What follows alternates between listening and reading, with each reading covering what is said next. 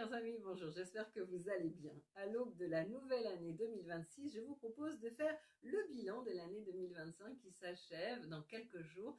Bilan à la fois au niveau de notre communauté, mais aussi au sujet de la pensée que le Seigneur m'a donnée pour nous, pour vous, pour moi, pour clôturer au mieux 2025. D'abord, un très grand merci pour votre fidélité. Notre petite communauté a atteint cette semaine 2276 abonnés. Cette chaîne a généré plus de 330 000 vues, dont 11 000 vues cette semaine, avec un cumul de 4 000 partages. C'est énorme, vous m'encouragez à poursuivre et je vous en suis infiniment reconnaissante.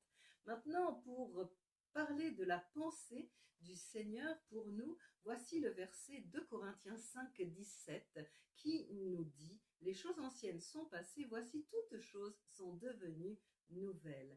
Alors en cette fin d'année, Dieu t'invite à évaluer tes projets.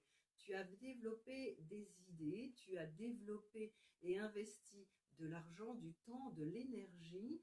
Alors la pensée du Seigneur n'est pas de dire voilà c'est fini, désormais c'est l'ancien, mais de prendre le temps, le recul nécessaire, de t'écarter un instant et très objectivement avec la distance, le silence, les nouvelles réflexions, la prière, avec le conseil du Seigneur, eh bien on te demande de revenir à l'essentiel.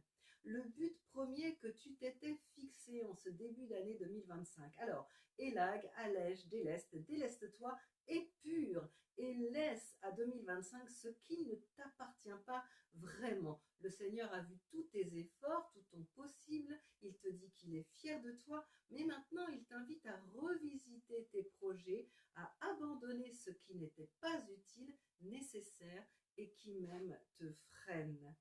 Pour certains, cela pourrait être aussi une nouvelle chance de regarder ou de vivre des situations différemment, de ne pas s'attacher à tes erreurs de 2025, mais ce que tu avais sur ton cœur était bon.